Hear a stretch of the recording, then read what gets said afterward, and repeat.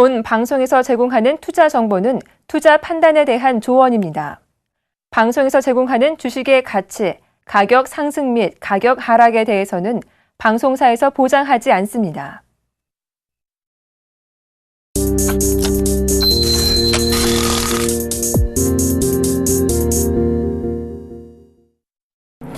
시청자 여러분 안녕하십니까? 출발 증시와이드 2부의 김동현입니다. 전일 우리 코스피 지수 보합권 등락 끝에 소폭 하락하면서 마감을 했습니다.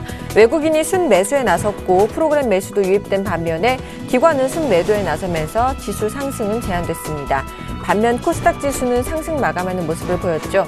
글로벌 증시 미국은 하락세로 유럽은 혼조세로 마감되는 모습이었는데요. 오늘 우리 증시는 어떤 흐름을 보일지 오늘도 저희와 함께해 주시기 바랍니다. 출발 증시와이드 2부 먼저 준비된 주요 코너들부터 함께 살펴보시죠.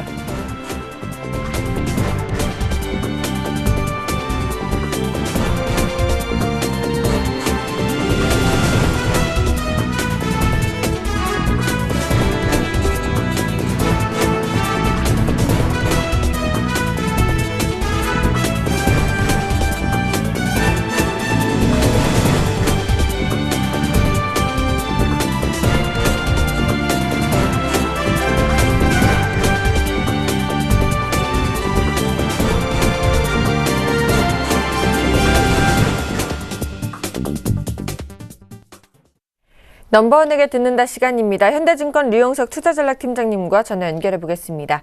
안녕하십니까? 네, 안녕하십니까? 네, 반갑습니다. 드디어 10월 FOMC 의사록이 공개가 됐습니다. 연준들이 10월 FOMC 회의에서 금리 인상 시점을 두고 논의를 벌인 것으로 나타났는데요. 좀 더 자세한 내용에 대한 분석과 함께 앞으로 우리 시장에 미칠 영향까지 짚어주시죠. 예, 저희가 이제 10월 FOMC에서 기억하는 것은 이제 기존의 테이퍼링을 종료했는 결정을 했다는 거 하고요. 상당 기간이라는 문구는 유지했다 내용이었는데요. 의사록을 통해서 좀 보다 구체적인 내용이 좀 공개가 됐습니다. 하나는 금리 인상 속도에 관련해서 논쟁이 있었다는 내용이 실려 있었고요. 또 하나는 낮은 인플레이션에 대한 우려가 지속되고 있다라는 언급이 있었다는 점입니다. 물론 이제 상당 기간이라는 문구에 대해서 일부 제외 의견은 있었지만 다수는 유지 의견이었다라고 덧붙이고 있는데요. 여기에 관련해서 시장에 주목할 수 있는 것은 금리 인상 속도 관련해서 일부 의원들은 이제 통화정책 과정에서 시장의 동요가 있을 수 있다는 우려를 좀 표명한 것이 있었고요. 반면에 낮은 인플레이션에 대한 우려는 일단 통화 정상화의 시점이 상당 부분 늦춰질 수 있다는 측면을 갖고 있는 반면에 예를 들어 유로존이라든가 일본이라든가 신흥국의 경기가 내년도까지 부진했을 경우에는 오히려 미국도 영향을 받을 수 있다는 간접적 부정적 내용들을 포함하고 있다는 점입니다. 따라서 일단 통화정책 내용만 보면은 시장에 미치는 당장의 영향은 중립적이지만 오히려 통화정책 과정에서 2015년의 관점은 상당 기간의 문구보다는 오히려 유럽이라든가 일본 또 신흥국에 대한 경기 회복 속도 거기에 맞춰진 낮은 인플레이션의 극복 여부가 오히려 중요한 통화정책의 화두가 되지 않을까 보기 때문에요. 내년도 화두를 떠나서 일단 국내 증시에 오늘이나 최근에 미칠 영향은 다소 중립적이다 이렇게 보셔도 될 것 같습니다. 네, 또 최근에 글로벌 선진 시장을 살펴보면요. ECB 정책과 미국의 지표 호조, 또 연말 소비 시즌까지 호재에 대한 기대감이 굉장히 많은 모습을 보여줬습니다. 반면 우리 코스피 지수는 여전히 좀 박스피에서 벗어나지 못하고 숨고르기 장세를 보여주고 있는데요. 언제쯤이면 본격적인 반등세가 연출될지 굉장히 궁금합니다. 또 앞으로 연말까지 내다보시는 밴드 구간과 그렇게 보시는 이유까지 좀 제시해 주시죠. 예, 우리나라 증시가 세계 증시하고 좀 디커플링 돼 있다는 얘기는 상당 오랜 기간 동안 회자되고 있는 건데요. 그나마도 선진국 증시와 그래도 좀 흐름을 같이 한다고 보는 것은 유럽 증시하고의 흐름이라고 볼 수 있겠습니다. 최근 유럽 증시가 지표가 부진하고 상당폭 디플레이션 압력이나 정책의 혼돈이 있다고 얘기가 있었지만 그래도 꾸준히 지금 독일 증시를 중심으로 해서 반등하고 있는데요. 우리 증시는 이런 흐름에 좀 맥을 같이 할 거로 보고 있습니다. 일단 시장을 강하게 견인할 수 있는 호재성 자료를 찾기 어려운 것은 이전이나 지금 마찬가지인데요.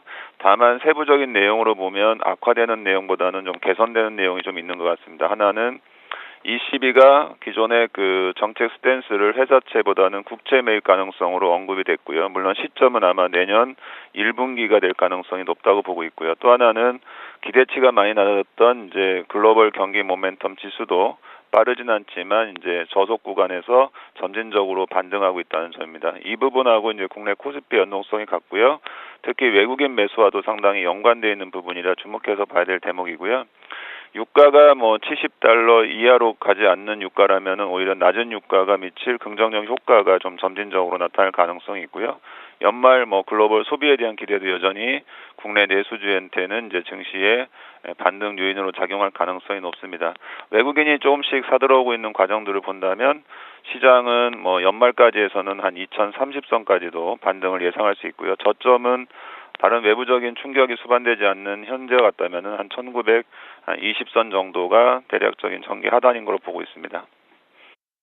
네, 말씀해 주셨던 최근 우리 시장 내수주와 수출주 간의 시속 게임을 벌이고 있습니다. 자, 개인 투자자들이 대응하기 어려운 시장인데요. 어떤 전략을 가져보면 좋을까요?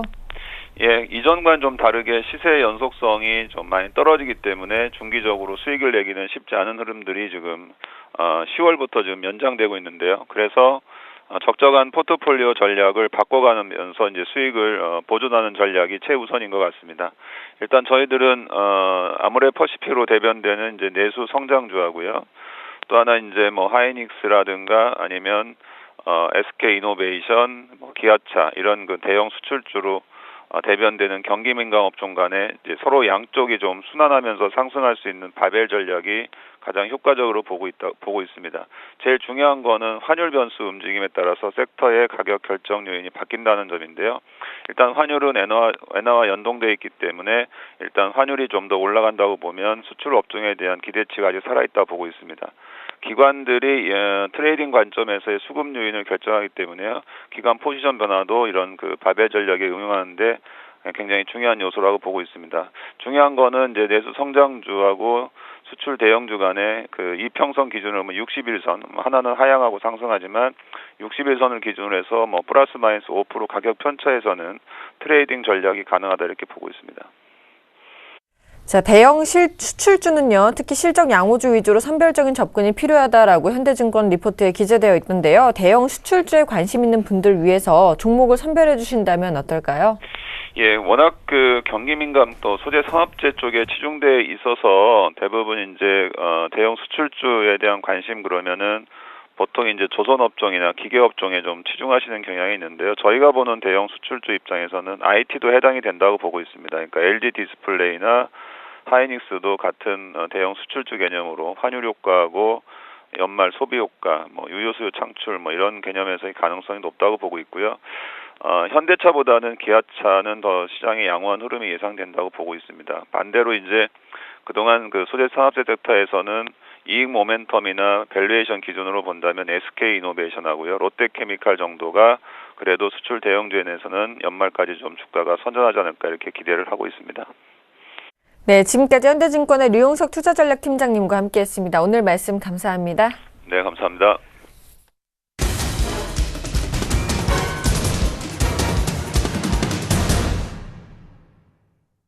시초가 공략주를 알아보는 시간이죠. 이상로에 한번 시작하겠습니다. 샘플러스 이상로 멘토님 자리하셨습니다. 안녕하십니까? 네, 반갑습니다. 네, 반갑습니다. 이번 주 월요일 관심주였죠. SBS 컨텐츠 허브가 수요일 고가 기준으로 16,550원을 찍고 무려 7.4%의 수익률을 기록하셔서 승이 되셨습니다. 따라서 현재 전체 승률 41승 36무 24패가 되셨는데요. SBS 컨텐츠 허브 AS 좀 해주시죠. 네, 사실 이게 우리 이 서울경제TV 회사가 아니잖아요, 맞죠? 타 회사인데 제가 홍보를 하는 입장이 된 것 같아서 기분은 안 좋습니다. 자, 일단은 우리가 지금 이 SBS 컨텐츠 허브인데요. 사실 뭐 지금 저번 주 목요일하고 금요일은 제가 자리를 여기 지키지 못했습니다. 그래서 개인적인 사정이 있어서 자리를 빠져서 다음 주에는 더욱더 좋은 종목으로 여러분들께 다가가겠다 했는데 그래도 월요일날 들고 왔던 종목이 미리 수익이 조금 나왔었고요. 자, 한번 같이 보도록 하겠습니다. 자, 일단은 뭐 추천하고 난 다음에 곧장 오르는 모습이고 사실 그래요. 이제 방송에서는 제가 이렇게 5%, 5%, 6% 아니면 뭐 10% 이렇게만 보여드리지만 그 뒤에는 또 무궁무진한 부분이 또 남아 있을 수가 있는 종목이 많거든요, 항상. 그러나 그런 종목군들에 대한 큰 시세를 보기 위해서는 조금은 뭐 관리라든지 그런 부분도 필요한 것도 사실이고, 그래서 항상 방송이나 이런 부분에서는 지금 이렇게만 보여드리는 거고, 그리고 거기에 대해서 시청자분들도 만족하시리라 저는 봅니다. 그 뒤에 뭐 차후에 이번 주 공개 방송을 진행하지는 않았지만 다음 주에는 공개 방송으로 좀 더 보유하고 계신 종목군에 대한 AS라든지 아니면 추천 종목에 대한 제 생각 같은 부분, 그런 부분 자체를 방향성과 같이 한번 말씀을 드리고자 합니다. 그래서 그런 부분 꼭 참고를 하시길 바라겠고, 자, 일단은 지금 SBS 컨텐츠허브 일단 큰 이유 한 개가 있죠. 바로 중국의 런닝맨, 중국판 런닝맨이 지금 시청률 1위를 하고 있대요. 자, 일단은 중국에서는 여러 매체가 상당히 많습니다. 그래서 시청률의 평균적인 부분이 0.5 아니면 0.4 이렇게 나온다는 거죠. 하지만 1%를 넘기가 힘든데 지금 그 1%를 넘어서 인기 1위를 하고 있다는 것은 그만큼 이 컨텐츠 미디어에 대한 부분 자체가 한국 사회에 대한 부분이 이슈화가 될 수밖에 없다라는 게 저의 관점입니다. 그렇게 된다면 실질적으로 지금까지 굴뚝 있는 제조업 과정에서 지금 서비스업으로 넘어가는 과도기적인 상태이기 때문에 대형주는 또 크게 빠질 수 있는 부분이고, 그렇다고 해서 이쪽에 지금까지 관심을 갖지 못하던 서비스 업종에 대해서는 또다시 한 번 더 큰 바람이 불고 있는 과정이라고 좀 더 보시는 게 좋아요. 제가 누누이 하는 말씀이지만 대형주, 대형주는 우리의 돈으로 만든 게 대형주입니다. 걔네들이 태어날 때부터 태생이 대형주는 아니었어요. 맞죠? 그렇게 본다면 지금 이런 과도기적 과정을 거치고 난다면 또다시 시장의 판도는 크게 바뀔 수 있다는 점을 좀 더 눈여겨보실 필요가 있습니다. 한중 FTA, 이런 FTA가 진행이 되는 것 자체를 우리가 가벼이 여기지 마시고, 그런 부분, 정책적인 부분 안에 항상 해답은 있고, 차트라는 부분은 어차피 타이밍적인 요소밖에 되지 않는다라는 부분. 결국에는 타이밍을 이길 수 있는 것은 바로 거시학적인 경제관념이다라는 부분을 좀 더 기억을 하시면 큰 수익을 보실 수 있지 않겠나, 그렇게 말씀을 드리도록 하겠습니다. 알겠습니다. SBS 컨텐츠허브 AS 들어봤고요. 이제 오늘 소개시켜줄 종목은 어떤 종목인가요? 예, 조금 문제가 있는 회사예요. 왜요? 동원 시스템즈라는 회사를 말씀을 드리겠는데요. 동원 시스템즈가 이게 최근 들어서 이제 내부자적인 부분에서 약간의 의혹을 증폭시키는 그런 뉴스가 있었습니다. 자, 일단 동원 시스템즈 한번 보고 넘어가도록 하겠습니다.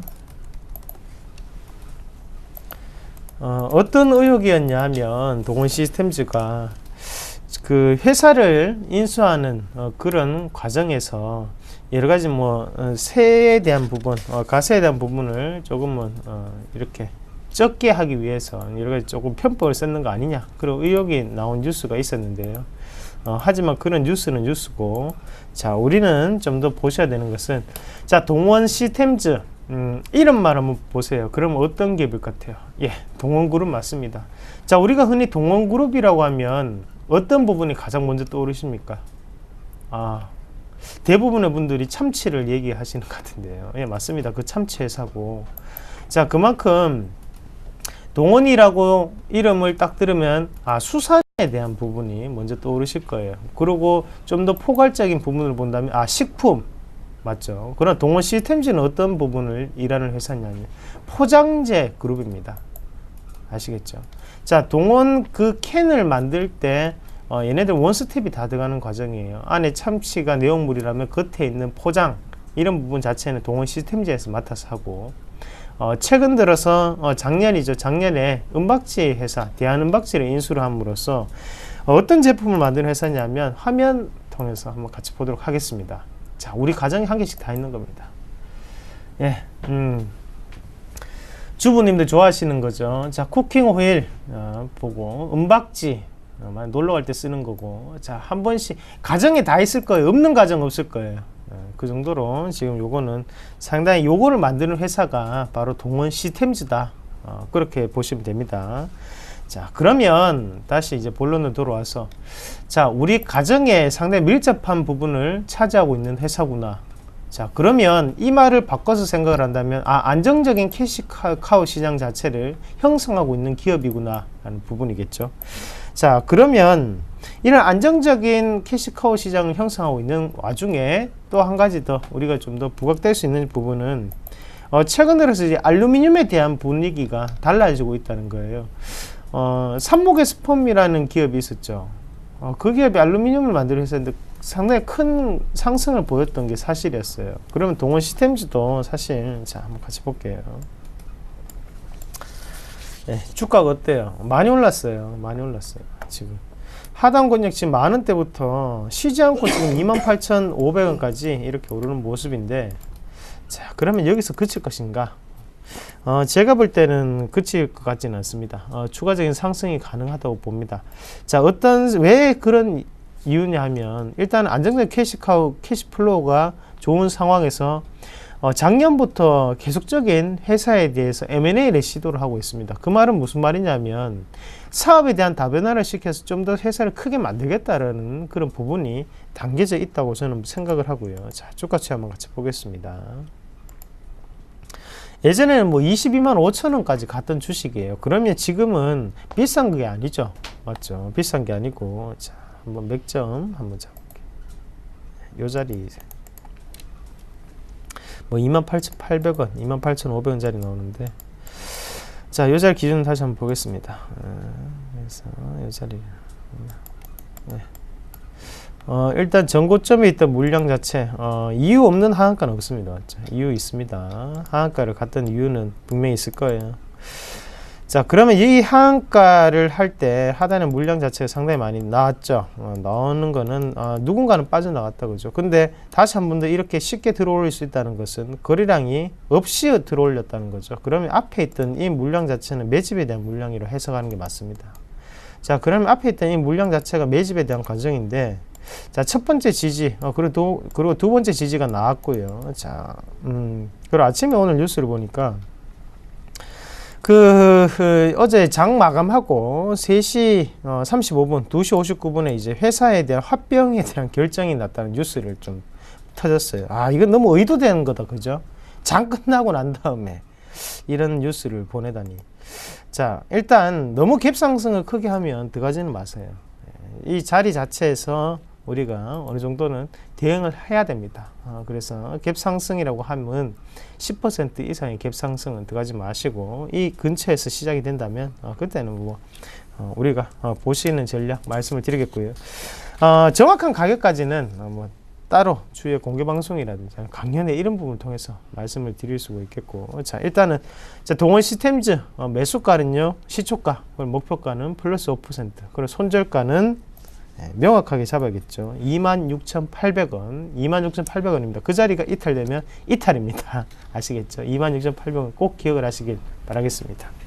네, 오늘장 시초가 5% 공략주는요, 동원 시스템즈를 소개해 주셨습니다. 강연회도 좀 소개해 주실까요? 예, 이번 주 토요일하고 일요일날 강연회를 하는데, 토요일은 창원에 있는 우리투자증권 창원 지점에서 오후 2시에 강연을 합니다. 자, 오후 2시 10분에 오지 마세요. 오후 1시 30분까지 오십시오. 그래서 좀 얘기도 하고 소중한 시간을 함께 나누는 과정이 되겠고, 자, 그리고 그 다음날 23일날 일요일 오후 2시에는 그 대구 우리투자증권 범어지점입니다. 그 범어 내거리에 있는 LRG 생명보험 그 건물이에요. 그 건물에 있는 우리투자증권이기 때문에 꼭 오셔가지고 소중한 시간을 함께 나누셨으면 좋겠습니다. 이것도 오후 2시입니다. 오후 1시 반까지 오세요. 같이 얘기를 하시다가 그렇게 진행을 하고 소중한 시간을 함께 가졌으면 좋겠습니다. 네, 지금까지 샘플러스 이상로 멘토님과 함께했습니다. 오늘 말씀도 감사합니다. 네, 고맙습니다.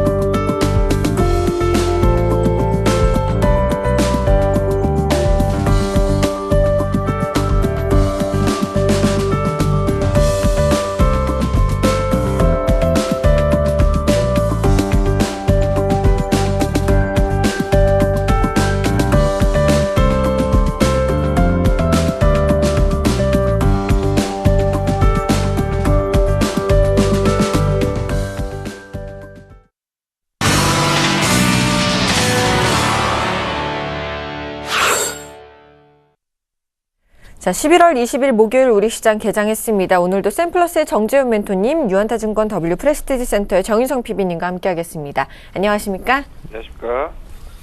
먼저 개장 분위기부터 한번 살펴보겠습니다. 네, 시장은 조금 소폭 밀려서 출발하는 그런 모습입니다. 1962.28포인트로 지금 거래소 시장 거래가 진행되고 있고요. 코스닥 시장은 반대로 좀 강보합권역에서 진행이 되고 있습니다. 542포인트대에서 거래가 되고 있는 그런 모습들 좀 보여주고 있는데요. 최근에 외국인 쪽에서의 양매수가 좀 들어와주는 그런 모습들을 좀 보였었는데요. 금일 같은 경우는 거래소 시장엔 소폭 매수 우위로 좀 진행이 되고 있고요. 그 다음에 코스닥 시장은 반대로 좀 매도를 해주는 그런 모습들이 좀 보여지고 있습니다. 오늘도 추가적인 상승 시도가 좀 나와주게 된다라면 외국인 쪽에서의 매수를 해주는 그런 모습들이 좀 보이지 않겠느냐라고 좀 판단을 하고 있고요. 또 하나는 프로그램에 대한 매수 유입도 좀 진행이 됐었는데요. 금일도 이러한 부분들 좀 체크를 해보시는 그런 전략이 좀 좋을 것 같고, 경기 민감주들의 흐름들을 좀 체크를 해보셔야 될 것 같습니다. 지난 시간 어제였었죠. 어제까지는 일단 차익 매물이 좀 쏟아지는 그런 모습들이 보였었는데요. 금일 같은 경우는 대체적으로 좀 양호한 그런 모습들이 나오고 있습니다. 근데 업종별로 밀려 내려오는 그런 모습들을 좀 보여주고 있는 그런 상황들인데요. 4분기에 대한 실적이 기대를 할 수 있는 그런 종목군들 같은 경우는 나름대로 견조한 흐름들을 좀 보이고 있기 때문에 일단 이러한 종목군들 위주로 좀 압축해볼 필요성이 있다라고 좀 말씀을 드려보도록 하겠고요. 또 한 부분들은 삼성전자에 대한 부분들이죠. 삼성 SDS가 얼마만큼 좀 상승을 할 수 있느냐, 이 부분들을 좀 체크를 해보셔야 될 것 같고요. 삼성전자도 120만원권역의 지지 여부를 좀 확인하면서 대응하시는 전략을 좀 말씀을 드리도록 하겠습니다.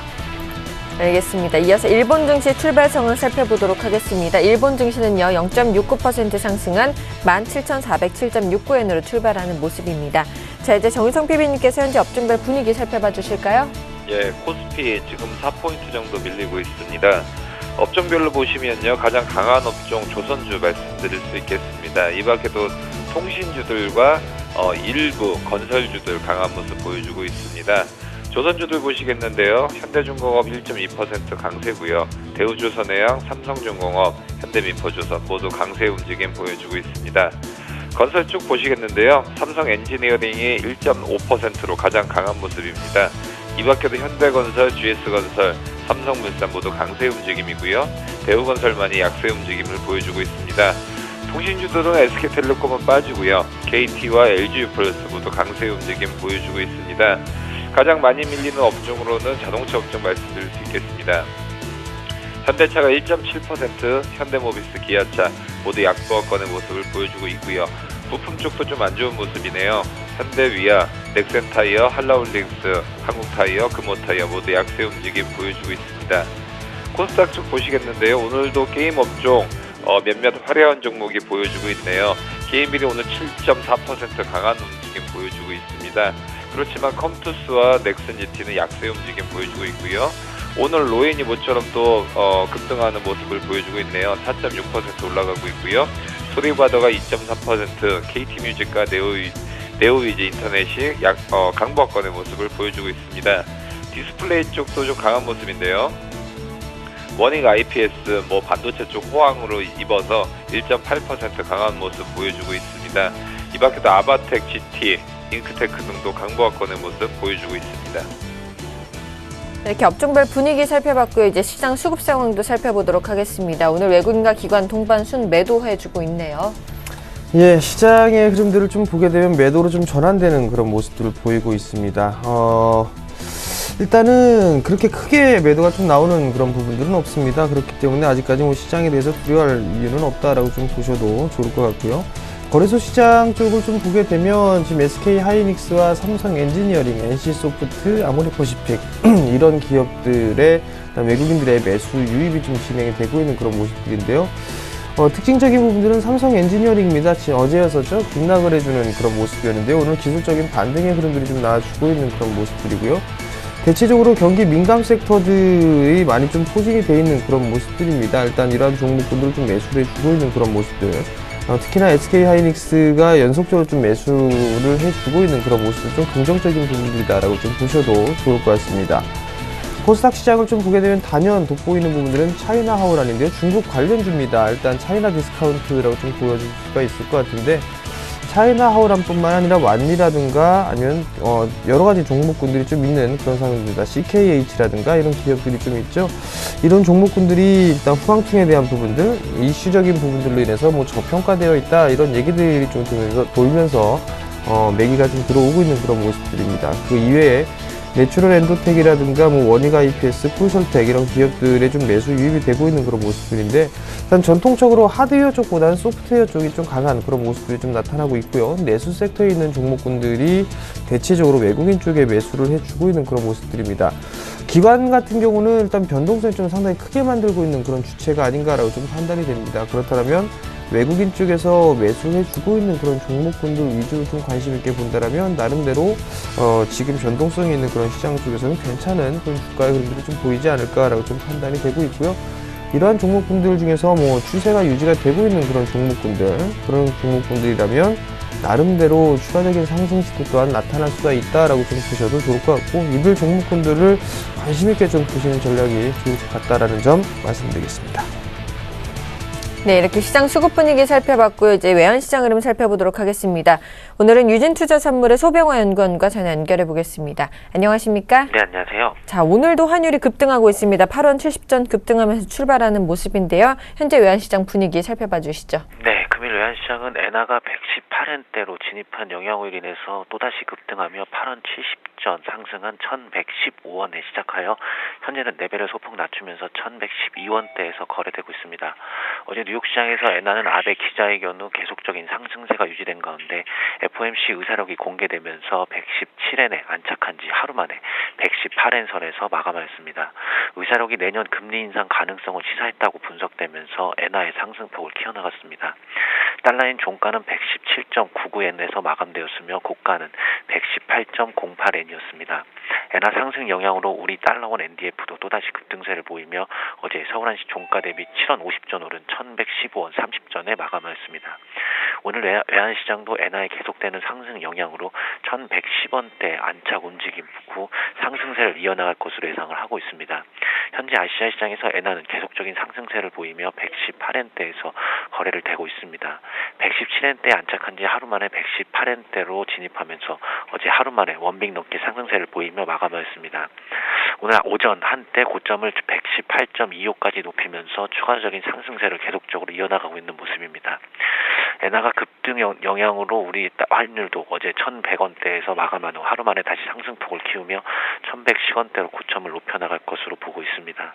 거기다 미국 FOMC 의사록 공개로 인하여 미국 금리 인상에 대한 우려가 추가되면서 하락 재료가 전무한 상태에서 상승 재료만 추가되고 있는 모습을 보이며 매수 심리가 지속될 것으로 보고 있습니다. 또한 엔화 상승폭에 비해 우리 환율이 상승을 따라가지 못하고 있는 모습도 엔원 환율의 940원 선까지 위협되고 있는 모습을 보여 정부의 개입 강도도 강해질 것으로 보고 있습니다. 지난번처럼 엔화가 118엔 진입 후 차익 실현 물량 유입으로 조정 장세를 보이지 않는 한 우리 달러원 상승세는 계속될 것으로 보여집니다.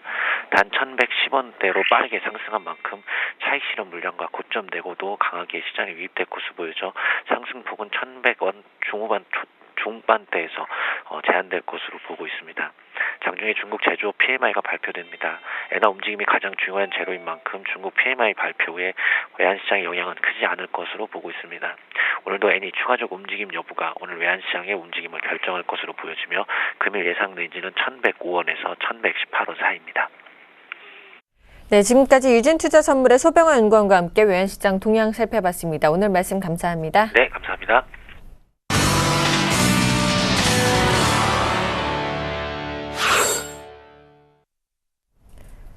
오늘의 돌발 종목입니다. 세 종목 먼저 살펴보겠습니다. 첫 번째로 현대차입니다. 현대차 3인방 모두요. 정몽구 회장의 배임 혐의 피소에 동반 약세 흐름 보이고 있고요. KCC는 실적 부진 소식에 블록 세일까지 겹치면서 약세 흐름 보이고 있습니다. 코리아나도요. 투자 유치 무산 소식에 급락세를 보이고 있는데요. 세 종목 살펴봐 주시죠. 네, 현대차부터 보시겠습니다. 오늘 2.3% 밀리고 있네요. 정몽주 현대차그룹 회장이 현존부지 매입 관련해서 피소 소식에 의해서 장 초반 내림세에 있습니다. 현대차 주주 A씨가 정 회장이 한국전력 본사 부지를 감정가보다 3배 이상 높은 가격에 매입했다는 도록 지시를 해서 결과적으로 현대차에 손해가 끼쳤다. 라고 주장을 하면서 우선은 했었습니다. 이것은 뭐 주가를 밀리는 어떤 그런 영향보다도 어떻게 보면 상징적인 의미가 있는 것 같습니다. 현대차 그룹의 어떤 효율적인 문제라든지 누가 봐도 비싸게 샀던 그런 의도를 아무리 이해를 하려고 해도 주주로서 당연히 이런 부분, 특히나 기업에 어느 정도의 유보금이 깔려 있으면 그것을 배당으로 받고 싶어하는 욕구가 굉장히 크죠. 특히나 외국인들 국내에 주식 투자를 할 때 상당히 꺼려하는 부분 중에 한 가지가 배당이 낮다라는 겁니다. 최근 들어서 뭐 중국 주식 쪽 굉장히 관심 많은 이유도 중국 쪽 같은 경우는 배당 수익률 같은 경우가 국내보다 평균 2배 이상 높기 때문인데요. 현대차 같은 경우도 마찬가지입니다. 배당을 안 주고 그것을 계속적으로 이제 투자 쪽으로 들어가다 보니까 주주 입장에서는 배당도 어느 정도는 기대를 하는데 그런 것을 투자 쪽 특히나 그것도 감정가의 3배 이상의 높은 가격으로 샀다는 것은 어떻게 보면 이런 부분에 대해서 악영향이 있다는 거죠. 그렇기 때문에 이 피소 자체는 사실은 어떤 타격이라든지 그런 부분에 대해서는 뭐 크진 않을 걸로 보여지고 있지만 우선은 그런 부분보다도 앞으로 현대차에 대한 주주들에 대한 의구심, 경영적인 문제, 효율적인 문제, 자금에 대한 문제, 또한 배당에 대한 부정적인 인식 그런 것들이 여러 가지 겹쳐지면서 현대차 주가 상당히 국내 투자자들에게는 좋지 않은 인상은 계속적으로 될 것으로 보여지고 있습니다. 두 번째 말씀드릴 종목은 KCC인데요. KCC의 오늘 움직임은 지금 어느 정도 움직이고 있는데요. KCC 같은 경우는 오늘 마이너스 4.23% 좀 밀리고 있는 그런 모습입니다. 현대 삼모중공업의 블록딜 여파에 의해서 약세 움직임을 보여주고 있는 것이고요. 현대삼모중공업이 보유 중인 KCC 주식이 있습니다. 80만 주 정도 되는데요. 이것을 종가 기준으로 할인율 3.9에서 6.8% 정도 싸게 블록딜로 처분한 것이 알려졌습니다. 그러다 보니까 시장에서도 이 종목을 이렇게 많은 수량을 이렇게 좀 싼 가격에 넘기네 라는 시장의 인식에 의해서 그 딱 할인율만큼 지금 빠졌죠. 지금 현재 4% 정도 빠졌으니까 그런 할인율 정도가 빠졌다라고 볼 수 있습니다. 특히 현대중공업 그룹이 3분기 실적에서 대규모 적자 실현을 시연이 됐죠. 그만큼 현금 유동성이 굉장히 절실한 시점입니다. 그렇기 때문에 현대미포조선의 포스코 지분 매각도 이런 맥락이라고 볼 수 있을 것 같고요. 현대미포조선도 지금 KCC 주식을 보유를 했습니다. 39만 주 갖고 있지만 이것은 추가적으로 매각을 하지 않을 것으로 좀 판단은 되고 있습니다. 우선 KCC의 3분기 실적이 시장 기대치보다는 밑으로 할 것으로 예상이 되고 있고요. 우선 블록딜에 대한 여파는 오늘 4% 밀린 게 전부 다다라고 볼 수 있을 것 같습니다. 그렇기 때문에 이 여파보다도 앞으로 그 건자재 시장이라든지 PVC 시장 이런 부분에 대한 향후 전망이 중요할 것으로 보여지고 있고요. 이런 부분이 조금씩 꺾이는 모습을 볼 수가 있습니다. 그러다 보니까 뭐 KCC라든지 국보 디자인 같은 그런 관련된 업종들 같은 경우는 좀 밀리는 모습을 볼 수가 있는데요. 우선은 어느 정도의 그런 프리미엄을 이제 받고 있다가 그런 부분이 좀 빠지는 모습은 게임주가 밀리는 것과 동일한 양상이다라고 볼 수 있을 것 같고요. 그렇기 때문에 저점 구간에서가 어느 정도 가격대가 공략 지점인가가 중요할 것 같습니다. 봤을 때는 52만 3천 원인데 아직도 차트가 전혀 배열이 되지 않는 그런 모습을 보여주고 있기 때문에 50만 원대 초반에서 한 번쯤은 실적을 체크한 다음에 다시 한번 트라이를 해봐야 된다라고 볼 수 있을 것 같습니다.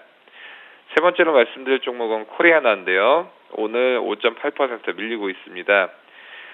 코리아나 같은 경우는 투자유치설 관련해서 조혜공시 답변에서 지금 ACPC를 자문사로 선정해서 전략적 투자자를 통한 제3자 유상증자 등의 투자 유치를 지금 추진해 왔었으나 이런 부분이 그 실패로 돌아갔다라고 지금 얘기가 된 상황이고요. 그러다 보니까 실망 매물이 지금 좀 나오고 있는 그런 상황입니다. 우선은 화장품 업종 같은 경우는 지금 제일 핫한 업종이라고 할 수 있을 것 같고요.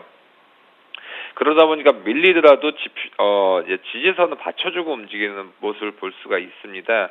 하지만 그런 부분은 알아야 됩니다. 지금 뭐 코리아나라든지 아모레 퍼시픽 같은 경우는 해외 쪽, 그러니까 중국에서 잘 팔리는 것보다는 사실은 요코들, 그러니까 중국에서 한국을 왔던 이제 해외 여행객이 사는 겁니다. 왜냐하면 중국에서도 이제는 반드시 아셔야 될 부분이 중국인들 같은 경우는 뭐 한국 화장품이라고 해서 예전처럼 그렇게 좋아하지 않습니다. 왜냐하면 중국 사람들도 이제 메이커라는 걸 알게 됐습니다. 그러다 보니까 프랑스께 이렇게 좋구나, 일본께 이런 게 있네 라는 것을 이제 점점점 알아가다 보니까 한국에 대한 프리미엄 부분이 예전에는 그냥 한국께 좋다라고 했지만 코리아나 그다음에 아모레퍼시픽 아무래도 프랑스나 일본 제품이라든지 그런 제품에 비해서 동일한 가격이라고 하면 프랑스 쪽으로 넘어갈 수밖에 없거든요. 그러다 보니까 무조건 한국 화장품이라고 해서 중국에서 선풍적인 인기를 끌 것이다 라고 얘기하는 것은 이제는 시대는 지났다라고 볼 수 있을 것 같고요. 아직까지 화장품주들은 뭐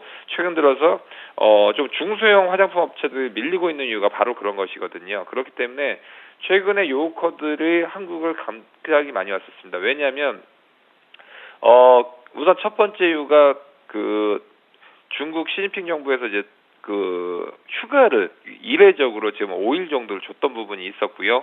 홍콩 시위가 있다 보니까 홍콩에 대한 여행객을 정부 차원에서 금지를 시켰습니다. 그러다 보니까 그런 수요가 전부 한국으로 왔고 그런 사람들이 폭발적으로 오다 보니까 최근 들어서 아모레퍼시픽이나 그런 종목들을 탄탄하게 움직였던 것이 그런 움직임입니다. 하지만 이제 휴가도 끝났고요. 만약에 홍콩 정부에서 홍콩 쪽에서 그 시위가 멈춰진다라고 하면 한국 화장품 업종이 한 번쯤 밀릴 수 있습니다. 그렇기 때문에 지금 접근하기는 쉽지는 않다라고 볼 수 있을 것 같고요. 그렇다라고 하면 코리아나 같은 경우는 3,000원대 언더에서 좀 접근을 해봐야 될 그런 종목이다라고 볼 수 있을 것 같습니다. 네, 세 종목 더 이어서 살펴보겠습니다. 첫 번째로는 오뚜기입니다. 3분기 실적 호조 기대감에 강세 흐름 보이고 있고요. 후광통 기대감에 중국 관련주들 동반 강세 흐름 보이고 있습니다. 휘닉스홀딩스는요, YG엔터테인먼트로 피인수된다는 소식에 사흘째 상한가를 기록했다는 소식인데요. 세 가지 종목 살펴봐 주시죠. 예, 첫 번째 종목은 오뚜기라는 종목을 좀 살펴보도록 하겠습니다. 최근 들어서 꾸준하게 상승을 보였었다가 최근 급락을 좀 해주는 그런 모습들이 나타났었죠. 일단 내수 섹터에 있는 종목군들이 대부분 다 이러한 모습들을 좀 보이고 있는 그런 모습들입니다. 실적에 대한 기대감으로 인해서 상승을 해주는 그런 모습들이고요. 대체적으로 중국 관련주로 좀 분류가 되어 있는 그런 종목군들입니다. 다만 이제 이 기업 같은 경우는 거래량이 이렇게 크게 증가가 되는 거래가 되는 그런 기업들은 아니죠. 그렇기 때문에 거래하기가 조금 까다로운 그런 부분들이 될 수는 있겠지만 최근 들어서 이 올라가는 종목군들을 좀 꾸준하게 좀 보셔야 될 것 같습니다. 대체적으로 중국 관련주라고 분류가 되고 있는 내수 섹터에 있는 그런 종목군들이 좀 상승을 진행을 한다라고 좀 보셔도 좋을 것 같거든요. 대체적으로 오뚜기 같은 경우는 꾸준하게 어느 정도의 바닥권역을 좀 탈피를 해주고 있는 그런 모습들이 좀 보여지고 있고요. 40만원대 중반권역의 지지라인대가 형성이 되고 있는 그런 모습들을 놓고 봤을 때는 여기에서는 이제 어느 정도 바닥이 좀 나와주는 그런 모습들입니다. 여기서 이제 추가적으로 상승을 해주는 것보다는 어느 정도 매물 소화를 좀 진행하는 그런 과정들이 좀 거쳐야 되지 않을까라고 좀 판단이 되고 있기 때문에 따라서 들어가시는 전략은 그렇게 썩 좋은 방법들은 아니다라고 좀 말씀을 드려보도록 하겠고요. 한 50만원권역에서는 충분히 신규적으로 좀 매수를 해볼 수 있는 그런 여력은 있다라고 좀 보셔도 좋을 것 같습니다. 그렇기 때문에 일단 50만원권역에서 한번 매수 포인트를 좀 잡아보시는 전략이 좀 좋겠다라는 점 말씀을 좀 드려보도록 하겠고요. 다음 종목은 이제 휘닉스홀딩스입니다. 휘닉스홀딩스를 좀 보게 된 개별주를 좀 개별주적인 부분들인데요. YG엔트에서 인수를 한다 이런 얘기들이 좀 나오면서 3거래일째 연속적으로 상한가를 좀 기록을 해주고 있는 그런 모습들입니다. 지금 이 기업은 인수를 하면서 사업에 대한 영역을 좀 확장을 할 것이다 라는 그런 얘기들이 좀 전해졌습니다. 이 부분들은 이미 알려져 있는 그런 부분들이었었고요. 거래량이 그렇게 크게 터지지 않으면서 급등을 해주는 그런 모습들입니다. 결국 이런 기업들 같은 경우는 보유자의 영역이 되지 않을까라고 좀 판단이 됩니다. 지금 자리대에서 추가적으로 상승을 한다거나 이런 부분들보다는 신규적으로 좀 접근을 하는 방법은 좀 좋지가 않은 그런 부분들인 것 같고요. 아마도 상한가가 풀리는 그런 시점, 이런 시점이 된다라면 일정한 부분들은 일단 차익을 좀 해놓고 봐야 되지 않을까라고 좀 판단이 되고 있고, 신규적으로 좀 접근을 하시는 분들 같은 경우는 아예 관심을 끄고 접근을 하는 게 좀 낫지 않겠느냐라고 좀 판단을 하고 있습니다. 그렇기 때문에 신규적으로 좀 접근을 하고 있는 그런 종목군들 같은 경우는 아예 쳐다보지 말고 다른 종목군들 위주로 접근을 해보시는 전략이 좀 좋을 것 같습니다. 자, 중국 관련주들도 살펴봐 주실까요? 네, 후광통에 관련돼 있는 중국 관련주들이 있었는데, 상당히 좀 많이 있습니다. 대체적으로 좀 보게 된다라면 뭐 왈리라는 기업도 있는데 왈리 같은 경우는 금일 좀 약한 모습들이 좀 보여지고 있는 그런 상황들이죠. 그리고 대체적으로 이 강한 그런 종목군들이 차이나 하우랄이나 이런 종목군들이 좀 강한 모습들입니다. 근데 오늘 같은 경우에는 지금 음봉의 좀 모습을 보여주고 있고 고점권역에서 지금 현재 소폭 좀 밀려 내려오고 있는 그런 모습들입니다. 중국 관련주라고 좀 보더라도 무조건적으로 상승을 하는 그런 주가의 흐름들을 좀 보여주고 있는 그런 모습들은 좀 아닙니다. 어느 정도 지금 조금 보게 된다라면 무조건적으로 중국 관련주다라고 해갖고 들어가시는 전략은 좋지는 않을 것 같습니다. 다만 이제 싸게 평가가 되어 있는 그런 종목군들은 좀 여러 종목군들이 있는 그런 상황들인데 무분별하게 좀 들어가시는 전략은 이렇게 썩 좋은 방법은 좀 아니다라는 점을 좀 말씀을 드려보도록 하겠습니다. 우리나라 내수 섹터 쪽의 기업들이 좀 괜찮은 그런 주가의 흐름들을 좀 보이고 있으니까 그러한 업종들 위주로 종목을 좀 접근을 하게 된다라면 나름대로 좀 좋은 결과가 있지 않을까라고 좀 판단이 되고요. 특히나 이 차이나 하우랑 같은 경우는 유상증자까지 단행을 하고 난 이후에 박스권을 좀 넘어가는 그런 모습들이 보여지고 있는 그런 상황들입니다. 대체적으로 좀 저평가되어 있는 그런 종목군들이 좀 많습니다. 차이나 디스카운트라는 그런 표현까지 좀 쓰였었죠.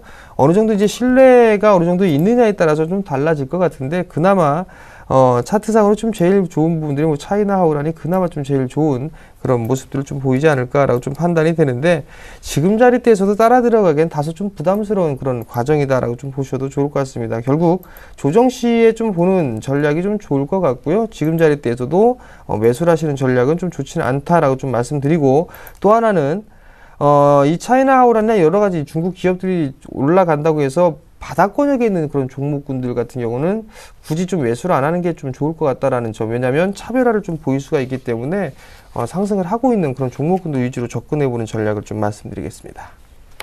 네, 세 종목 더 살펴보겠습니다. 첫 번째로는요, 최청원 부회장의 지분 정리 소식에 SK가스는 하락하고 있고 SK케미칼은 상승하고 있다는 소식입니다. 로에는요, 3분기 실적 호조의 강세 흐름 보이고 있고요. SFA는 4분기 실적 개선 기대감에 신고가를 기록했습니다. 세 종목 살펴봐 주시죠. 예, 먼저 SK 쪽 지분 정리에 의해서 희비가 좀 엇갈리고 있습니다. SK가스가 지금 10% 밀리고 있고요. SK케미칼 같은 경우는 8%대의 강세 움직임을 보여주고 있습니다. 최창원 가스, SK케미칼 부회장이 SK가스 지분의 전량을 매도하고 SK케미칼 지분을 추가 매입한다는 소식에 의해서 각 종목, 특히 매각을 하는 종목은 밀렸고요. 매수를 한다는 종목은 오르고 있습니다. 우선은 최청원 부회장이 24일 날 자신이 보유한 지분 53만 주를 그러면 이게 상당한 지분이거든요. 6.12%가 되는 지분을 시간의 대량 매매 방식으로 처분한다고 지금 공시를 내린 상황입니다. 그 다음에 같은 날 시간의 매매 방식으로 SK케미칼 보통주를 62만 주를 지금 살 것으로 예상이 되고 있고요. 그 다음에 SK케미칼 그러면 지분이 기존에도 있었습니다. 12.74%였는데 15.3%로 좀 늘어날 것으로 좀 예상이 좀 되고 있는 상황입니다. 우선은 SK케미칼 가스를 좀 팔고 케미칼을 사는 이유, 아무래도 좀 지분 내에서의 그런 SK그룹 내에서의 그런 지분 정리가 지금 어느 정도 가시화가 되고 있다라고 볼 수 있을 것 같고요. 이것은 삼성하고 마찬가지입니다. 지금 삼성이 SDS와 그 다음에 제일모직이 이제 12월 달에 상장을 하는데요. 그렇게 되면서 지금 재밌는 것이 삼성전자라든지 삼성건설, 삼성그룹 관련돼서 시가총액 대부분 빠지고 있죠. 특히나 IT 쪽에를 중심으로 해서. 그렇지만 삼성 SDS나 제일모직을 통해서 그 빠진 시총만큼 올라가는 모습을 볼 수가 있습니다. 그것이 무엇이냐? 지분이 어느 정도 이건희 세대에서 이재용 세대 쪽으로 넘어가고 있는 그런 모습을 볼 수 있는 거고요. 마찬가지입니다. 뭐 최태원이든지 최창원 그쪽으로 지금 지분 정리를 지금 하고 있는 그런 모습을 볼 수가 있기 때문에 앞으로도 이런 지분의 행보는 상당히 계속될 것으로 좀 예상이 되고 있고요. 그렇기 때문에 기업의 전반적인 가이던스보다도 이런 부분에 대해서도 좀 더 눈여겨봐야 되지 않나 그렇게 생각을 하고 있습니다. 그렇기 때문에 앞으로도 SK 관련 그룹주들은 이런 부분에서 좀 관심을 가져야 될 것 같고요. 이런 지분의 변동이 있으면서 최근에 SK CNC도 좀 밀렸던 것을 보고 있는데 그렇기 때문에 이런 종목들은 접근하기가 좀 쉽지는 않다라고 볼 수 있을 것 같고요. 그렇다라고 하면 우선 지분이 정리되는 그런 가이던스를 보면서 좀 접근을 하시길 바라겠습니다. 두 번째 말씀드릴 종목은 로엔입니다. 오늘 아까 개장 시간에 좀 말씀드렸던 호가보다 좀 많이 밀렸네요.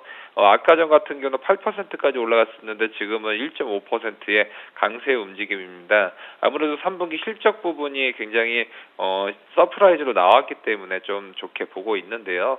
우선은 3분기 영업이익이 161억 원으로 시장 예상치를 웃돌았습니다. 우선 음원 사이트인 멜론이 안정적으로 성장을 하고 있고요. 시스타와 아이유 등 스타쉽 엔터테인먼트의 실적 호조에 따른 것입니다. 우선은 현재 10% 수준인 전방시장, 그러니까 SK텔레콤의 가입자가 20% 확대가 되고 있고요. 또한 고객 1인당 매출도 계속적으로 늘어나고 있고요. 또한 음원 관련 매출이 총 매출의 30에서 40% 정도가 되고 있습니다. 그렇기 때문에 지금 봤을 때 순이익이 거의 1,000억 원 정도로서 지금 주가 PER로 봤을 때 20배로 좀 반영을 하고 있습니다. 그렇기 때문에 앞으로도 또 성장 동력이라든지 그런 거 봤을 때는 올라갈 수 있는 여지는 분명히 보인다라고 볼 수 있을 것 같고요. 변수라고 한다라고 하면 앞으로도 봤었을 때는 소리바다라든지 그런 쪽에 대한 변수를 좀 볼 수 있는데 생각보다는 그렇게 그런 이슈는 이제 어느 정도 마무리가 돼 있다라고 볼 수 있기 때문에 로엔 같은 경우 다시 한번 또 점프할 수 있는 영역대가 아닌가 그렇게 보고 있습니다. 마지막으로 말씀드릴 종목은 SFA인데요. SFA 오늘 1.4% 강세 움직임이고 최근 들어서 지금 주가대가 44,850원에서 지금 후반대까지 48,700원대까지 좀 급등했던 부분을 볼 수가 있는데요. 우선은 삼성 디스플레이 플렉서블 투자 확대에 따른 수혜주로서 좀 분류가 되고 있습니다. 특히 내년 실적 부분이 중요한데요. 삼성 디스플레이와 중국 디스플레이 업체들의 신규 투자 설비가 지금 확대가 될 것으로 좀 예상이 되고 있고요. 삼성전자의 전략적 변화에 따라서 플렉서블 관련 투자가 계속적으로 확대될 전망입니다. 아무래도 삼성전자는 쫓아오고 있는 중국 기업이라든지 아니면 환율로 승부하고 있는 일본 기업들과의 차별화를 위해서는 지금 엄청난 발버둥을 칠 수밖에 없는 상황입니다. 그렇기 때문에 이렇게 수혜주들을 잘 봐야 된다. 삼성이 지금 굉장히 절박한 상황이기 때문에 이런 기술력의 차이를 얻을 수 있는 그런 장비 수주 업체들은 잘 정리를 해둬야 된다. 그 중에 하나가 SFA이기 때문에요. 지금 수급도 좋고 상당히 차트 모양도 좋아 보이고요. 그렇기 때문에 상당히 좀 좋은 흐름을 보여주지 않을까 생각을 하고 있습니다. 네, 이어서 세 종목 더 살펴보도록 하겠습니다. 첫 번째로 삼성중공업입니다. 엔지니어링과의 합병 무산 충격을 딛고 반등하고 있고요. 자, 우리은행은 재상장 이튿날에도 급락세를 면치 못하고 있습니다. 크라운제과는 요즘 굉장히 인기죠. 허니버터칩 대박 속에 급등세를 이어가고 있습니다. 세 종목 살펴봐 주시죠. 예, 첫 번째 종목은 삼성중공업을 좀 보실 수가 있을 것 같습니다. 기술적인 반등입니다. 일단 결론만 말씀을 드리면 기술적인 반등이다라고 좀 보셔도 좋을 것 같은데, 일단 주식 매수 청구권에 행사했던 그런 금액이 좀 상당 부분 늘어나 있는 그런 상황들이기 때문에 합병이 좀 무산되는 그런 모습들이 나타났습니다. 아마도 다시 한번 이 부분들은 추진을 지속적으로 좀 하지 않을까라고 좀 판단이 되는데요. 아마도 이 주주들에게 좀 더 친화적인 그런 전략, 그 부분들을 좀 제시를 하지 않을까라고 좀 판단이 됩니다. 조선 섹터 중에서 삼성중공업이 제일 약하다라고 좀 보셔도 좋을 것 같은데, 현대중공업과 삼성중공업 좀 약한 모습들입니다. 만약에 조선 쪽 섹터를 좀 관심 있게 본다라면 그래도 대우조선해양이나 현대미포가 좀 더 좋지 않겠느냐라는 말씀을 좀 드려보도록 하겠고요. 삼성중공업 같은 경우를 보게 되면 차트의 흐름들을 좀 보게 되면 조선 섹터 중에 제일 약한 모습들이 좀 나타나고 있습니다. 지금 뭐 61선 위에서도 안착을 해주지 못하는 그런 모습들이 나타나고 있고, 금일 같은 경우도 거래량이 없이 그냥 기술적인 반등 정도의 일단 흐름들이 좀 전개가 되고 있는 그런 상황들이기 때문에 여기에서 이제 바닥을 뭐 탈피한다라는 그런 기대감보다는 일단은 어느 정도 이제 매물수화 과정을 좀 거치는 그런 흐름들이 좀 전개가 될 겁니다. 많이 빠졌다라고 해서 매수를 하는 그런 전략이 이렇게 썩 좋은 그런 모습들은 아닌 것 같고요. 조선 섹터 중에서도 그나마 볼 수 있는 부분들은 대우조선해양이 그나마 제일 낫다라는 점. 하지만 제가 만약에 본다라면 조선 섹터보다는 다른 쪽 업종을 좀 보시는 전략이 좀 좋겠다라는 점을 말씀을 드리도록 하겠고요. 두 번째 종목은 우리은행입니다. 우리은행이 금일까지도 밀려 내려오는 그런 모습들이죠. 11%대의 급락이 좀 나와주고 있는 그런 모습들입니다. 우리금융과 이 합병을 했죠. 재상장을 좀 하고 난 이후에 이거일째 연속적으로 밀려 내려오는 그런 모습들입니다. 전날 하한가를 좀 기록을 했었고요. 금일 같은 경우도 11%대의 급락이 좀 나와주는 그런 모습들인데요. 민영화에 대한 불확실성 이 부분들이 좀 가장 크지 않을까라고 좀 판단이 되고 있습니다. 금융섹터도 마찬가지로 장기 박스권역에 좀 갇혀있는 그런 모습들입니다. 그렇기 때문에 일단 지금 현재 상황에서 이 우리은행을 좀 접근을 하는 것도 다소 좀 무리가 있지 않겠느냐라는 부분들을 좀 말씀을 드려보도록 하겠고요. 지금 자리에선 그냥 관망을 하는 전략이 좀 좋겠다라는 점 말씀드리도록 하겠고요. 세 번째 종목은 크라운제가입니다. 크라운제가를 좀 보시게 되면 오늘도 뭐 7%대의 급등을 좀 해주는 그런 모습들입니다. 허니버터칩 못 먹어봤습니다. 못 먹어봤는데 잘 나간다고는 얘기를 하고 있는 그런 모습들이죠. 주가가 많이 밀렸었습니다. 주가 많이 밀려 내려오고 어느 정도 이제 수렴 과정을 거친 이후에 다시 한번 추가적인 급등이 좀 나와주고 있는 그런 모습들인데 결국 상승을 해주는 종목군들을 좀 보게 되면 음식료 쪽, 내수 쪽 섹터에 있는 종목군들이 상당히 많이 좀 포진이 돼 있다라는 얘기입니다. 결국 이러한 종목군들이 상승의 흐름들은 좀 지속될 것이다라는 점을 좀 포인트로 맞춰보시면 될 것 같고 일단 보시기 전에 실적을 좀 한번 확인을 해보셔야 될 것 같습니다. 실적의 흐름들을 좀 보시게 된다라면 실적이 그나마 조금씩 늘어나는 그런 모습들보다는 오히려 이 기업 크라운제가 같은 경우는 감소를 해주는 그런 모습들입니다. 2011년대 고가권역 고점을 형성을 해주고 다시 한번 이제 실적이 좀 줄어드는 그런 모습들인데 올해를 기점으로 해서 아마 서서히 좀 돌아서는 그런 모습들을 좀 예상을 하고 있는 그런 상황들입니다. 다른 내수 섹터들 같은 경우는 매출이라든가 영업이익 이 부분들이 함께 좀 증가가 되고 있는 그런 모습들을 좀 보이고 있는 반면에 크라운제가 같은 경우는 지금 반대적인 그런 모습들이 나타나고 있죠. 지금 성장이 좀 정체가 되고 있는데 바로 이 허니버터칩 이 부분들이 좀 잘 나간다라는 그 부분들 때문에 상승을 한 거란 말이죠. 그럼 결과론적으로는 이 부분들 때문에 상승을 했지만 연속성이 있는지 여부는 좀 체크를 해보셔야 될 것 같습니다. 왜냐하면 그 하나로 얼마만큼 판매를 하게 된다면 늘어날지는 모르겠습니다만 일단 실적에 대한 증가치가 나타나고 있지 않기 때문에 무리하게 추격 매수를 하시는 전략은 반대다라는 점 말씀드리겠습니다. 알겠습니다. 지금까지 샘플러스의 정재훈 멘토, 유한타증권 W프레스티지센터의 정희성 PB님과 함께 오늘 장 특징주들 분석해봤습니다. 오늘도 좋은 분석 감사합니다. 감사합니다.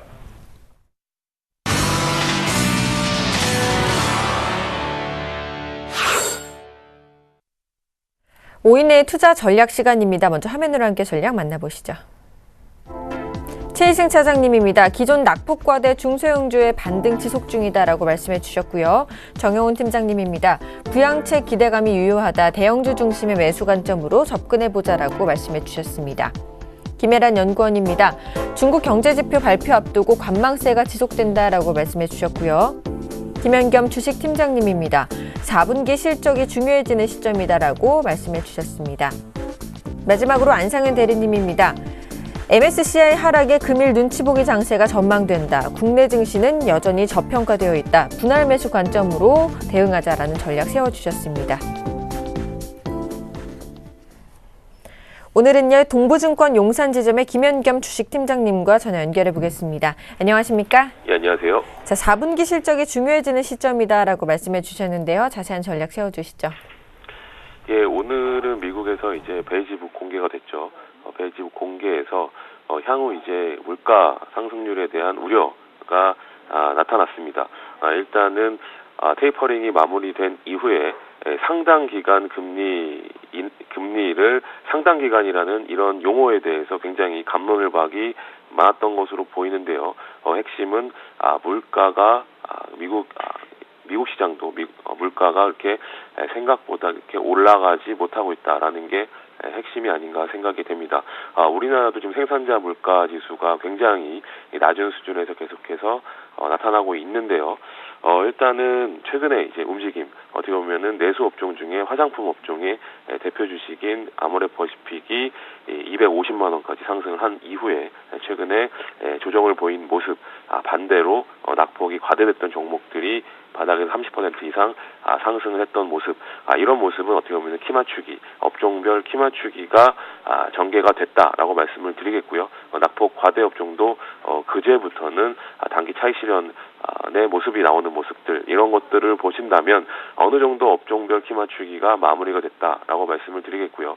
이제부터는 4분기 실적에 시장에 관심을 갖는다라고 말씀을 드리겠고, 낙폭 과대 업종 중에서도 실적의 개선, 4분기 실적이 기대가 되는 종목들이 있을 것이고요. 그다음에 기존에 양호했던 종목들 중에서도 최근에 조정을 받았던 아모레퍼시픽 뿐만 아니라 여러 가지 종목들, 이런 종목들도 다시 한번 힘을 낼 수 있는 시점이 왔다라고 말씀을 드리겠습니다.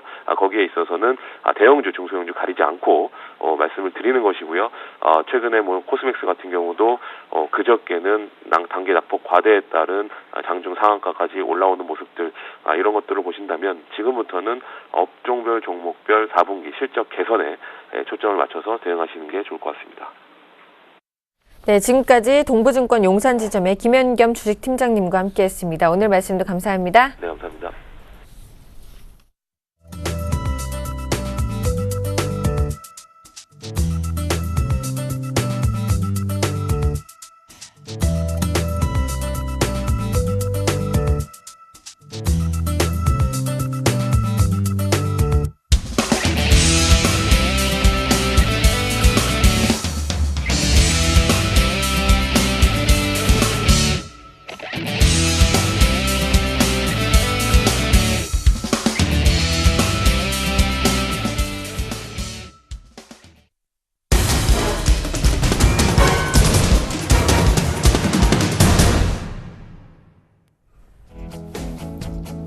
안녕하십니까. 오전장 저가 매수로 오후장 역전을 노려본 시간, 역전의 명수 예병군 멘토입니다. 자, 장이 또 급격하게 변동성을 자꾸 주고 있습니다. 결과적으로 보면 시장의 건전성이 아직 확보되지 않았다, 이렇게 좀 말씀드릴 수 있겠는데요. 이 시장의 건전성이 확보되지 않은 이유는 명확히 나옵니다. 일단은 거래대금이 너무 부재하다 보니까 자꾸 코스피 뺐다가 코스닥으로 또 옮겨 탔다가, 코스닥에서 다시 코스피로 옮겨 탔다가, 코스피에서 다시 코스닥으로 옮겨 타는 이런 기간의 형태가 반복되기 때문이라고 보시면 될 것 같습니다. 지금 보면 시장을 늘 지금 코스피, 코스닥 쪽으로 왔다 갔다 번갈아 가면서 움직이고 있다는 것이죠. 양시장 동반 상승, 양시장 동반 하락의 모습이 아닌 어디 한 군데 좀 치우치는 그런 모습들을 보이고 있습니다. 코스피 쪽은 늘 이쪽으로 왔다 갔다 할 때 낙폭 과대로 몰리는 척 하다가 또 대형 종목군 위주로 몰리는 척 하다가 왔다 갔다 합니다. 그러니까 여러분들이 지금 왔다 갔다 하시면 계속 따라다니는 곳마다 손실 나게 되어 있는 그런 시장이라고 보여집니다. 그러니까 그 점 꼭 좀 참고하시고요. 지금은 무엇보다 심지구름 매매 중요하다, 이 얘기 꼭 좀 드리도록 하겠습니다. 자, 이거에 대한 단적인 예를 한번 들어드려 볼게요. 여러분들이 지금 하고 있는 주식 투자는 굉장히 단기성이 아닌가에 대해서 질문을 해보십시오. 우리가 흔히 세력이라 불리고 한 기관들도 있고, 뭐 기관들 중에서 또 뭐 금융투자 뭐 이런 쪽도 있고 뭐 많습니다. 그죠? 그 중에서도 뭐 그 여의도 쪽에 뭐 뿌띠꺼라고 불리는 그런 업체들도 있고 많아요.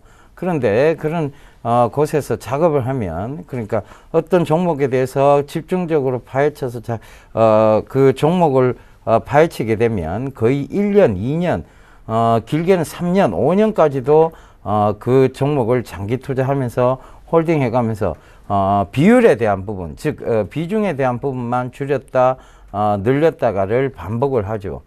그런 점들을 참고해 보시면 여러분들이 너무 한 종목에서 또 다른 종목을 빨리 갈아타고 빨리 갈아탔다가 또 빨리 손절하고 빨리 차익 실현하고가 그리고 손절은 조금 늦죠. 그죠? 여러분 차익 실현은 좀 빠르고 이러다 보니까 계좌에는 늘 손실이 큰 종목만 남아있는 것이 아닌가. 다시 한번 스스로 자문해 보시면 내가 참 시장에서 흔들리는 매매를 하고 있구나, 이런 결론을 내실 수 있을 것 같습니다. 하물며 주식을 정말 잘한다는 그런 사람들도 1년, 2년, 3년, 4년, 길게는 5년까지 장기 투자를 하고 있는데, 여러분들이 뭘 그렇게 주식을 잘하신다고 초단타 매매, 뭐 분봉 매매 이런 얘기를 하고 있습니다. 그거 잘못됐다고 스스로 느끼셨으면 좋겠습니다. 자, 지난 대형 종목과 지난 종목들 살펴보면서 얘기 이어가도록 하겠습니다. 자, 삼성전자 120만 원대에서 지금 간당간당 거리고 있습니다. 그죠? SK 하이닉스가 또 47,000원대 회복하면서 조금 여유로운 모습을 좀 보이고 있는 반면에요. 자, 삼성 SDS가 상장되고 난 이후에 낙폭이 심한, 그 다음부터는 계속 오르고 있죠. 그래서 그 부분도 좀 참고를 해보셨으면 좋겠고요. 즉 이게 계속 오른다는 것은 여기와 관련된 회사들도 주목해 보셔야 된다는 얘기입니다. 자, 오늘 운수장비 쪽 지금 좋지 못하고요. 조선주 또 기술적 반등입니다. 그죠? 정화조입니다. 어제 현대중공업 급락 나왔던 거 기억나시죠? 그죠? 삼성중공업 역시 마찬가지입니다. 급락이 나왔었고요. 삼성중공업 같은 경우는 또 삼성엔지니어링과 합병이 안 된다는 그런 기사가 나오면서 합병의 실패에 대한 부분에 대한 기사가 나오면서 또 급락이 나왔죠. 그러니까 결국은 다 지금까지 올라왔던 이런 구간들은 기술적 반등이었다는 거예요. 정화조 좋지 못하다고 계속 말씀드리고 있으니까 그 점도 참고해 보세요. 결국은 여러분들이 낙폭 과대에서 해답을 찾을 수는 없습니다. 낙폭 과대라는 것은 분명히 이유가 있기 때문에 낙폭 과대가 된 것이고요. 거기서 올라오는 것은 어디까지나 실적이 받쳐주지 않기 때문에 기술적 반등이 되겠죠. 그래서 정화조 여전히 좋지 않게 보시면 될 것 같고, 철강주는 저는 그나마 좀 나은 섹터라고 보고 있습니다. 그래서 그 부분도 꼭 좀 참고하시고요. 기계건설 뭐 전부 건설 좀 좋지 못합니다. 은행주가 오늘 좀 급락이 나오고 있죠. 그죠? 그 하나은행이 재상장되면서 그런 부분들 여러분들 좀 참고를 해 보셔야 될 것 같아요. 그죠? 그리고 지금 증권주 역시 좋지 못합니다. 그죠? 보험주만 그나마 조금 선방을 하고 있다고 그렇게 보여집니다. 그죠? 자, 보험주는 생보사에 대한 부분, 중국의 진출에 대한 부분들 제가 말씀드렸어요. 그들도 부양의 의무가 있게 되고, 그들은 부양의 의무를 지지 않을 경우 처벌이 따른다는 것이죠. 우리나라도 역시 부양의 의무에 대한 처벌은 있습니다만 부모님이 자식을 고발하는 사례는 없죠. 그죠? 그래서 그것 때문에 처벌 수위가 약하다는 거 그거 참고하셨으면 좋겠습니다.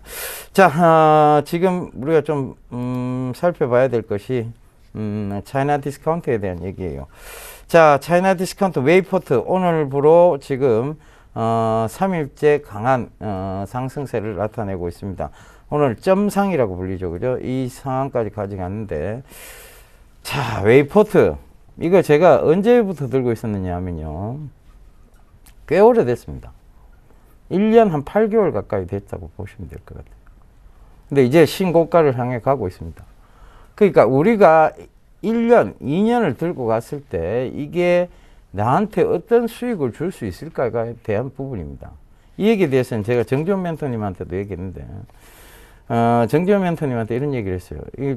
이거 지금 1년 6개월 이상 들고 가고 있는 종목이다. 근데 이제 크게 수익 나기 시작했다는 거예요. 그러니까 뭐냐 하면 쉽게 수익을 주지는 않습니다. 큰 수익은. 그러니까 우리가 100%, 200%라고 말하는 것들은요, 결과적으로는 쉽게 주는 구간은 아니에요. 그러니까 그만큼 밑에서 흔들고 해서 개인들 물량에 대한 부분들을 어느 정도 다 체크가 끝나고 난 다음에 그들도 들어 올리기 시작합니다. 그래서 그 부분도 꼭 좀 참고해 보세요.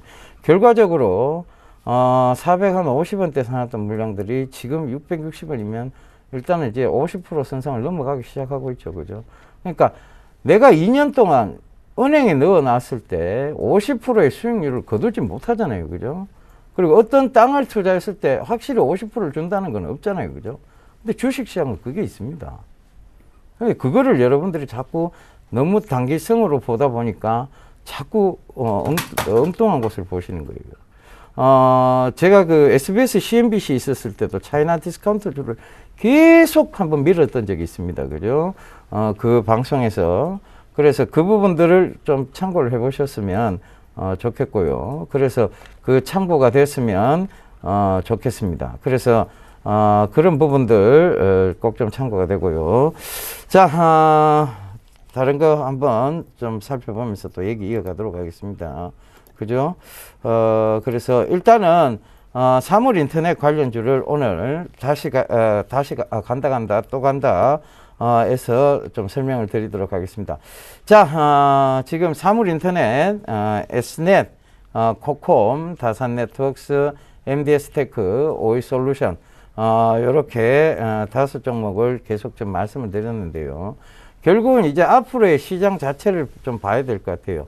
우리가 하드웨어적 성장이 굉장히 빠르게 왔었거든요. 그런데 이 하드웨어적 성장이 이제는 소프트웨어 쪽으로 간다고 보셔야 될 것 같아요. 그죠? 이 하드웨어의 성장에 어떤 한계가 있거든요.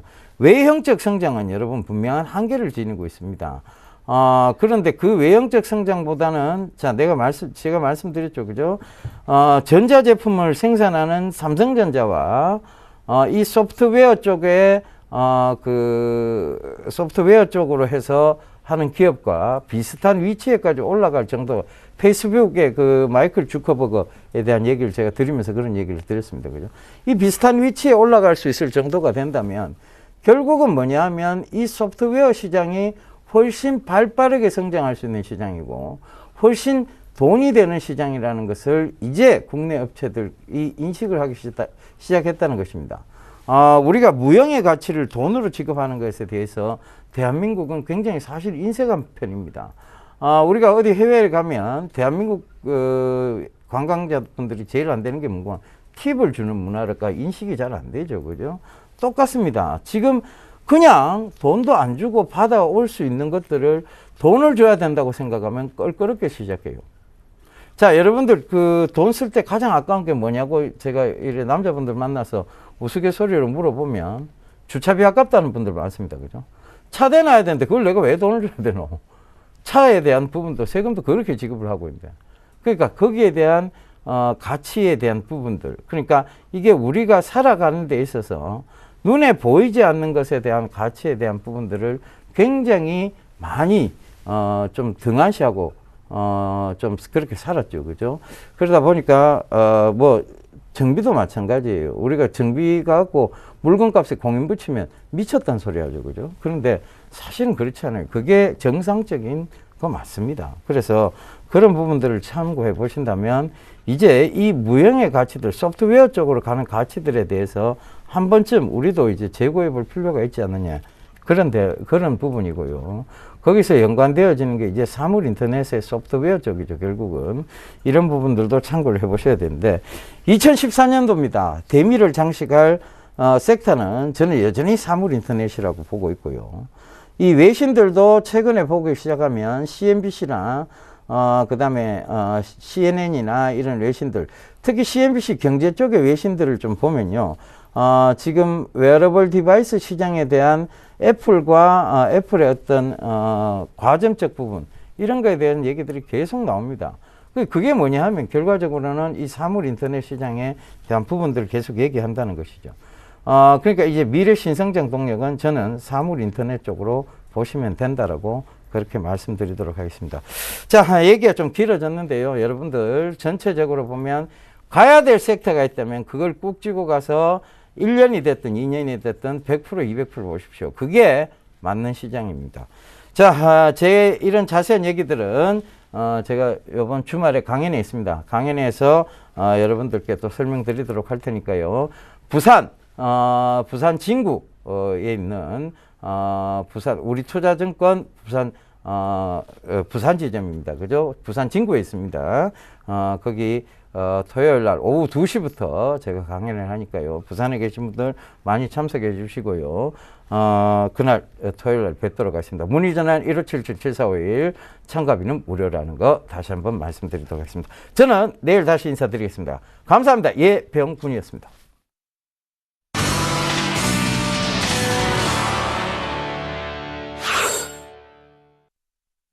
자, 외국인들의 수급이 매수세로 바뀐 모습입니다. 현재 1961포인트에서 거래 중이고요. 코스닥 지수는 541포인트에서 거래 중입니다.